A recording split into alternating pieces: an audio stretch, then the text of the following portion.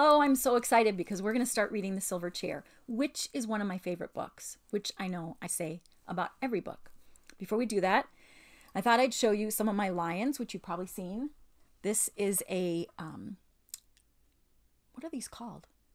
All of a sudden I forgot. They hold books up, whatever that's called. It has a partner that's over on that shelf over there, and they stand on each side. I'll think of the word in a moment, I'm sure.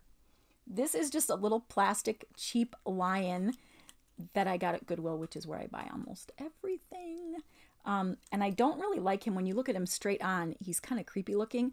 But from the side, I like the way he looks next to my Aslan's Roar candle, because that's what he's doing, right? And then this is a picture from an old book. I might have shown you this before. It's going to have a lot of An Old Monarch. And now all of a sudden I forgot the name of the woman who painted this. I think it was an Italian woman. But isn't it just beautiful? He looks so regal and royal. And then I want to show you something on my phone. Hello, Emily Barton, or Emily Barton's kids, if you're listening. Emily Barton is a cousin to one of my cousins, which makes her feel like my cousin as well.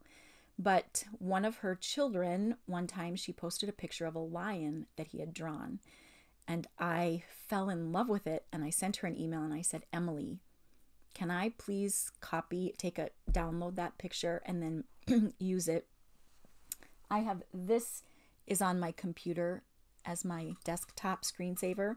Now you can't see all this because I wanted to see his face mostly, but this is just the face part of a lion.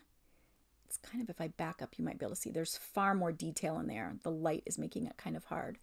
And I think it was Asher Barton who drew this. And it's just so beautiful, the whole thing. So wherever I can find a place to put an Aslan, I do. Because remember, I even have a ring. And this ring is silver, which is so great. For the silver chair, I don't have a necklace yet that has a picture of the silver chair in it. I'm going to see if I can make one. But what I'm going to do, instead of wearing a silver chair necklace, is I'm going to wear all the silver rings that I can get on my hands. And this kind of looks like fancy silver. It's not. It's cheap from probably Goodwill as well. And today I'm wearing, well, you can't wear silver clothing, so gray, and my gray glasses, which aren't nearly as much fun as the red ones or the pink ones, all of my cheap reader glasses, which don't have anti-reflective coating, and that's why when I turn my head, it's probably like you're getting blasted by the bright lights. I hope not. Okay, a couple copies. Here is the Puffin copy that, remember, for copyright reasons, this edition is not for sale in the USA. In the UK, this was going to cost 25p. I don't know if that's pence, pennies. I don't know what that means. In Australia, recommended 75 cents. New Zealand, 75 cents. And Canada, 95 cents. They all were part of, the Queen of England was kind of all their queens. Australia, New Zealand, and Canada. I don't know if that's still the way it is, because I know nothing about how queens actually work, except for Queen Susan and Queen Lucy. I kind of know how that works. So that cover is the one that they put on this new one, and then put this silly little yellow thing. So we'll just pretend that's not there, okay? But there it is, and you'll figure out what all, and then it's ruined with that, what all of this means when we start reading. Then there's this one, which I really just love the painting on that. There is the silver chair, and you'll figure out what happens with that. Now, there's not changes in this one like there were in the other one. So I'm going to read out of this one with a new sticker on it to say number 4, because then I have the color pictures right in front of me. One interesting thing is that Lewis actually finished writing book number 5, the next one we'll read, Horse and His Boy, before he finished writing this one, but he published this one first. And when we're in here, I'll tell you why I think that is, okay? So, The Silver Chair by C.S. Lewis, which is short for Clive Staples Lewis. And when Lewis grew up, the only people who called you by your first name, which they would say your Christian name, was family. Otherwise, everybody else called you Lewis. So C.S. Lewis and J.R.R. Tolkien were very good friends. That friendship is a whole other story, but there was a time when they were the very closest of friends, and Tolkien called C.S. Lewis Lewis. Sometimes he called him Jack. Jack was a nickname for him, but he didn't call him Clive. And Lewis called Tolkien Tollers, Tollers. That was sort of his nickname for him. Interesting, huh? So today, most of us call each other by our first name, unless you're a certain age, you're younger, and then you call someone who's older than you either Mr. or Mrs. and then their last name, or sometimes Miss or Mrs. or Mr. plus their first name. So I used to have a school many, many years ago, and my students called me Mrs. Crystal instead of Mrs. Curgis. All right, are we ready? The silver chair. Wearing as much gray and silver as I can. Maybe not for the whole book, because at some point I do have to change my clothes. Chapter 1, Behind the Gym. I just got to say, before we say anything else, I did not like gym class in school. I wasn't good at it. I didn't like to have to try and shoot a basket in front of other people because I couldn't do it well. I was short.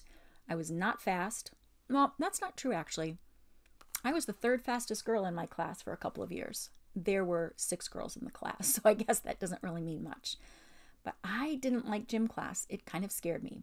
But I had one favorite gym class, and it was in high school, and it was when we got to pick the class. Like, there were electives for gym class. Isn't that weird? And I picked ballroom dancing.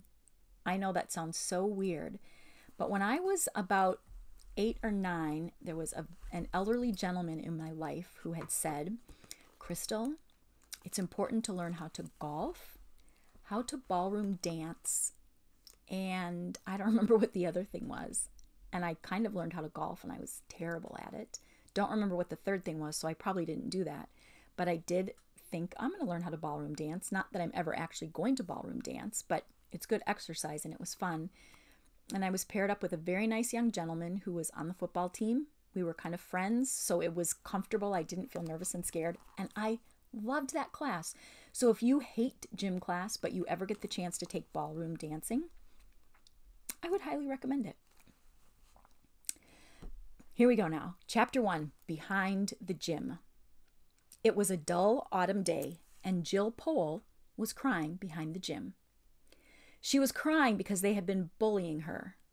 This is not going to be a school story, so I shall say as little as possible about Jill's school, which is not a pleasant subject.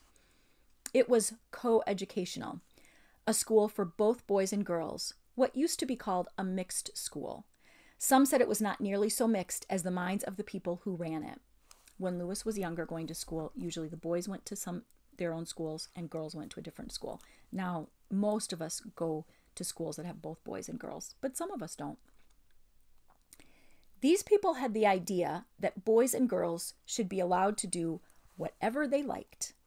And unfortunately, what 10 or 15 of the biggest boys and girls liked best was bullying the others. Now, a school where you get to do whatever you want might sound kind of nice, unless what someone wants to do isn't nice. So you see, sometimes it's very important that there are rules. All sorts of things, horrid things, went on, which at an ordinary school would have been found out and stopped in half a term. But at this school, they weren't. Or even if they were, the people who did them were not expelled or punished. The head, that would be kind of what we would call our principal, the head said they were interesting psychological cases and sent for them and talked to them for hours. And if you knew the right sort of things to say to the head, the main result was that you became rather a favorite than otherwise. And that was why Jill Pole was crying on that dull autumn day on the damp little path which runs behind the back of the gym and the shrubbery. And she hadn't nearly finished her cry when a boy came round the corner of the gym whistling with his hands in his pockets. He nearly ran into her. "Can't you look where you're going?" said Jill Pole. "All right," said the boy. "You needn't start." And then he noticed her face. "I say, Pole," he said, "what's up?" Did you see that he didn't call her Jill?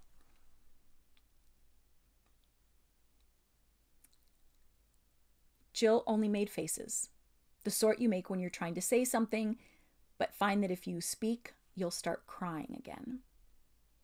It's them, I suppose, as usual, said the boy grimly, digging his hands further into his pockets. Jill nodded.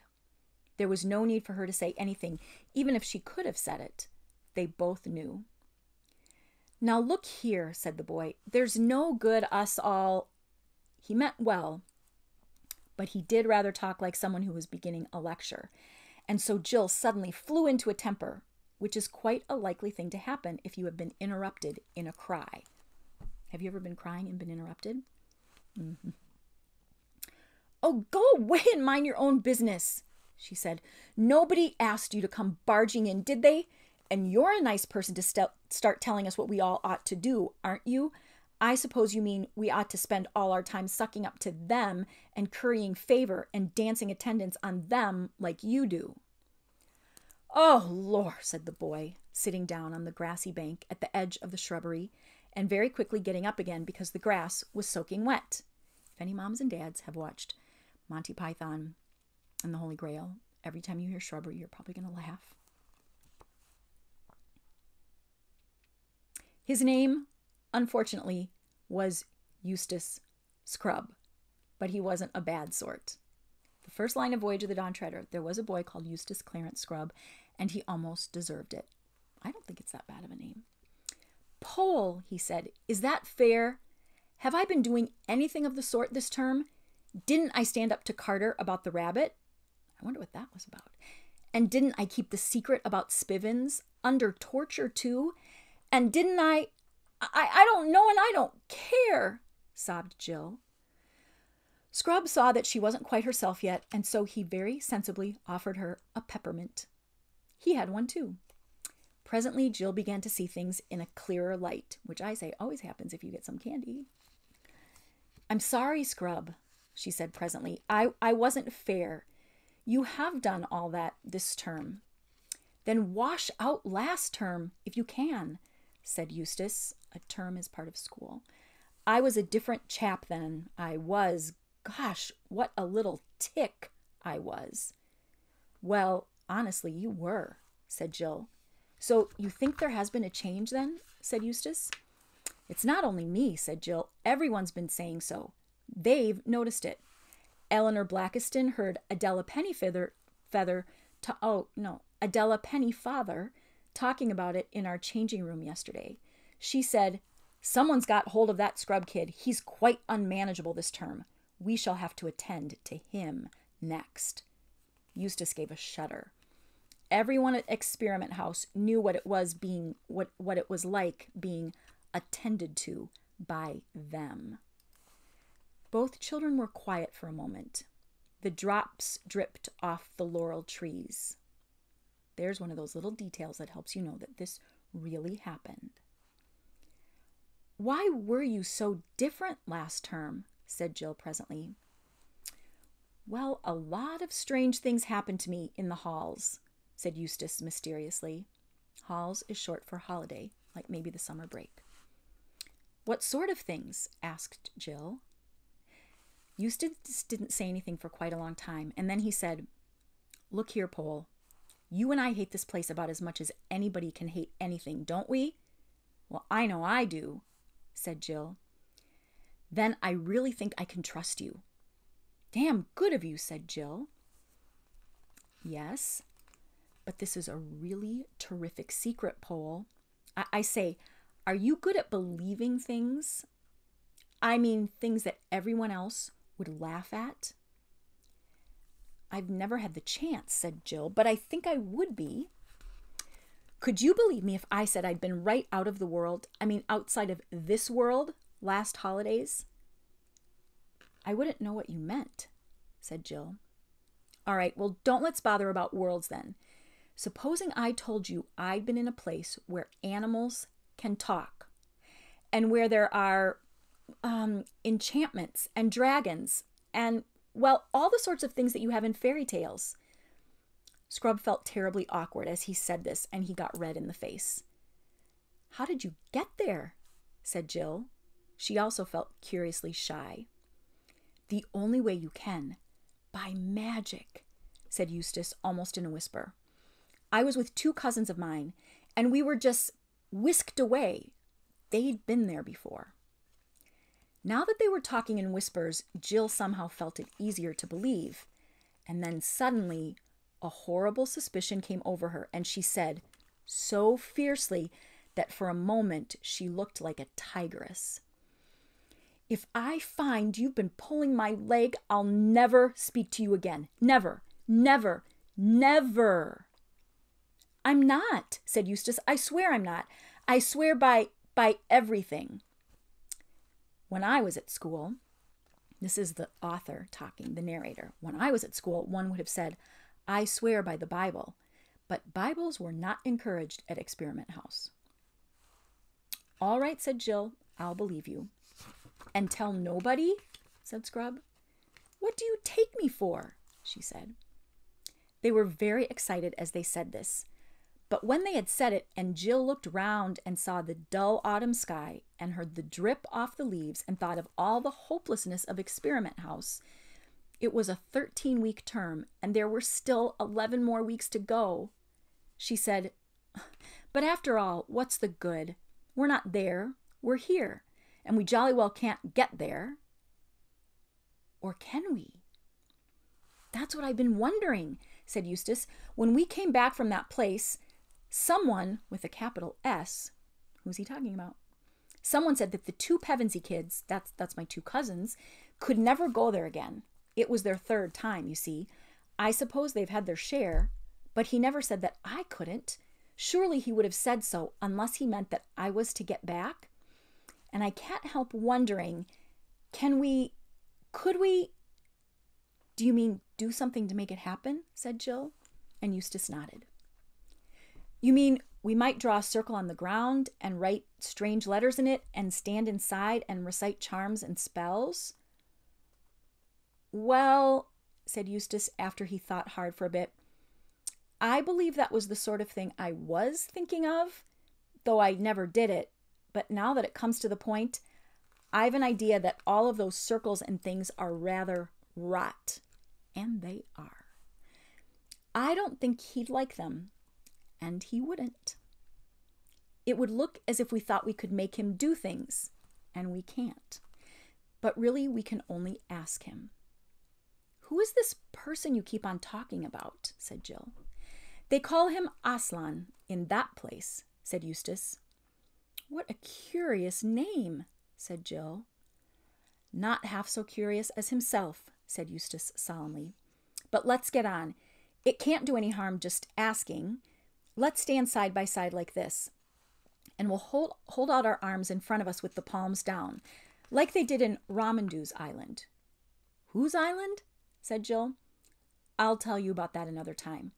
And he might like us to face east, where the sun rises, right? Let's see, where is the east?" "I don't know," said Jill. "It's an extraordinary thing about girls that they never get the points of the compass," said Eustace. "Well, you don't know either," said Jill indignantly. "Yes, I do, if only you didn't keep on interrupting. I've got it now. That's the east, facing up into the laurel trees. Now, will you say the words after me?" Okay, here's a picture of them. Facing the east, and they're holding out their arms the way that Ramandu, the retired star, and his daughter did. Remember when they sang and the birds came out of the sun? So there's Jill Powell and Eustace Scrub. And those are the kind of clothes that they wore to school every day in 1950s in Britain, where the story is being written. Maybe in America too.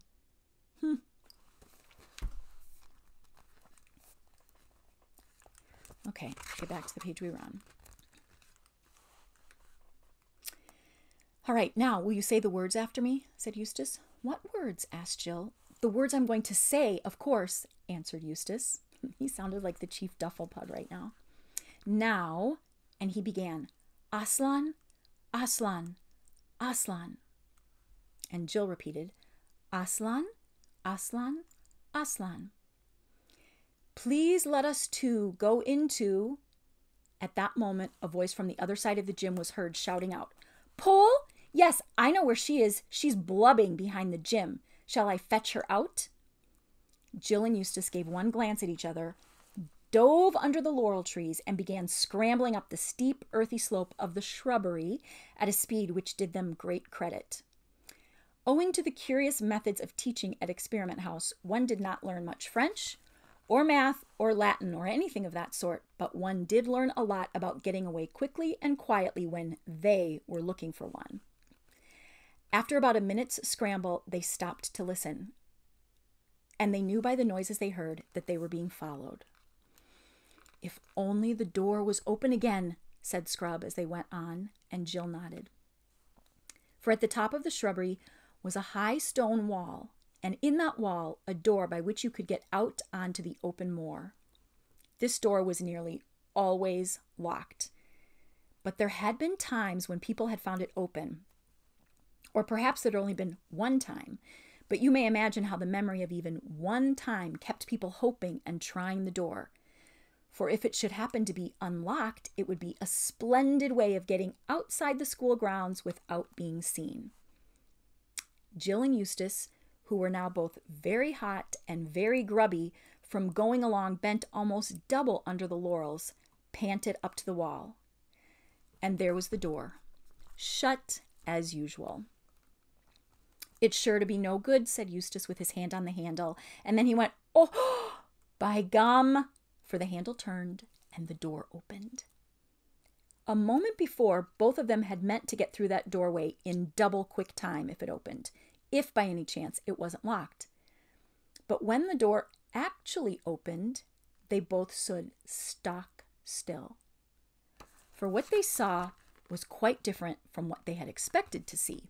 What they'd expected to see was the gray, heathery slope of the moor going up and up to join the dull autumn sky.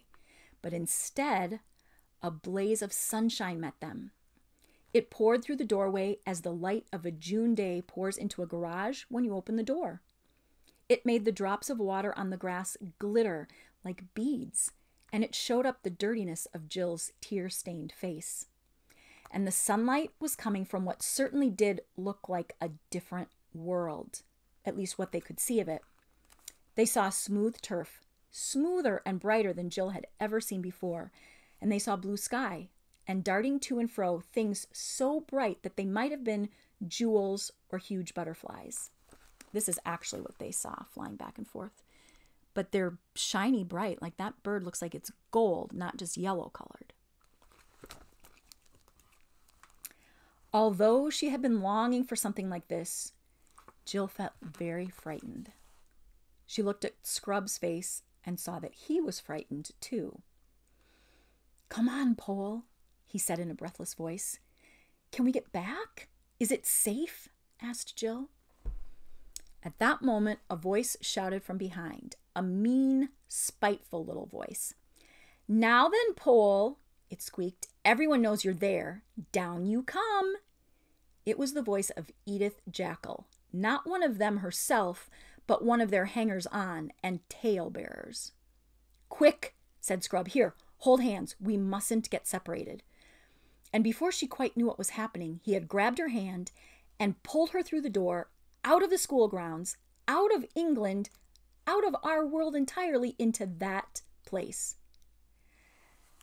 The sound of Edith Jackal's voice stopped as suddenly as the voice on the radio when it is switched off. Instantly, there was a quite different sound all about them. It came from those bright things overhead, which now turned out to be birds. They were making a riotous noise, but it was much more like music, rather advanced music, which you don't quite take in at the first hearing. More like that than bird songs ever are in our world. Yet, in spite of the singing, there was a sort of background of immense silence. That silence, combined with the freshness of the air, made Jill think they must be on the top of a very, very high mountain. Scrub still had her by the hand, and they were walking forward, staring about them on every side. Jill saw that huge trees, rather like cedars, but bigger, grew in every direction. But as they did not grow closer together, and as there was no undergrowth, this did not prevent one from seeing a long way into the forest, both to the left and the right. And as far as Jill's eye could reach, it was all the same, level turf, darting birds with yellow or dragonfly blue or rainbow plumage, blue shadows, and emptiness. There was not a breath of wind in that cool, bright air. It was a very lonely forest. There we go. Can you see it? Most of the time when he's been talking about a forest, he's called it a wood, but now he called it a forest. I have a cousin who's named Forest, but it has 2 R's in it. He is the uncle of Annika and Nels and Reese and the father of Piper. I whispered that so softly, maybe nobody heard it. Right ahead, there were no trees, only blue sky. They went straight on without speaking till suddenly Jill heard Scrub say, "Look out!" and she felt herself pulled back. They were at the very edge of a cliff. Now, Jill was one of those lucky people who have a good head for heights. She didn't mind in the least standing on the edge of a precipice. She probably didn't mind climbing the tall, high ladders at her house, which I don't mind either. She was rather annoyed with Scrub for pulling her back. "Just as if I was a kid," she said, and she wrenched her hand out of his. When she saw how very white he had turned, she despised him. "What's the matter?" she said, and to show that she was not afraid, she stood very near the edge indeed. In fact, a good deal nearer than even she liked. She was just trying to show off. And then she looked down. And she now realized that Scrub had some excuse for looking white, for no cliff in our world is to be compared with this. Imagine yourself at the top of the very highest cliff you know. And if you don't know a cliff, think of a mountain or the tallest building that you know.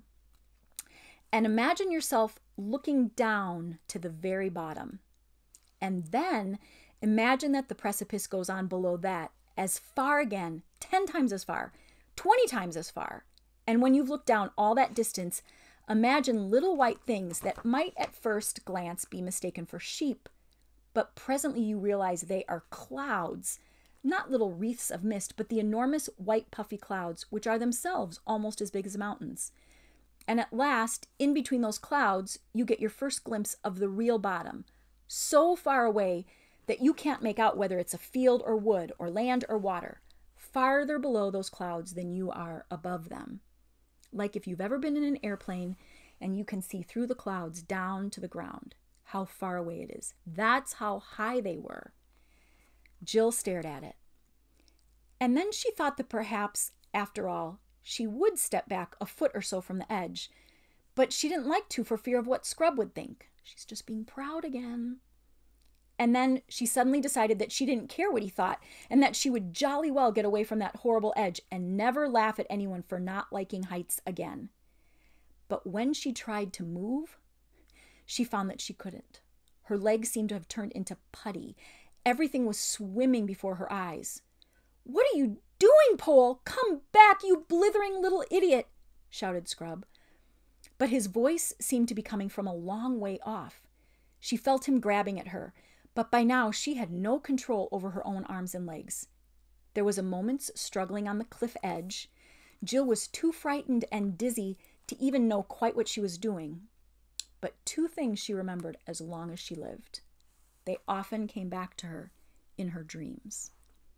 One was that she had wrenched herself free of Scrub's clutches, and the other was that at that same moment, Scrub himself, with a terrified scream, had lost his balance and gone hurtling down into the depths. Do you see the clouds? They're way above the clouds. They're so high they can't even see the bottom. Fortunately, Jill was given no time to think over what she had done. Some huge, brightly colored animal had rushed to the edge of the cliff. It was lying down, leaning over, and this was the odd thing. It was blowing. Not roaring or snorting, but just blowing with its wide opened mouth, blowing out as steadily as a vacuum cleaner sucks in. Jill was lying so close to the creature that she could feel the breath vibrating slowly through its body. She was lying still because she couldn't get up. She was nearly fainting. Indeed, she wished she could really faint, but faints don't come for the asking. At last she saw, far away below her, a tiny black speck floating away from the cliff and slightly upward. As it rose, it also got farther away. By the time it was nearly on a level with the cliff top, it was so far off that she'd lost sight of it. It was obviously moving away from them at great speed. Jill couldn't help thinking that the creature at her side was blowing it away. So she turned and looked at the creature. It was a lion. I bet you know who it is. That is the end of chapter 1.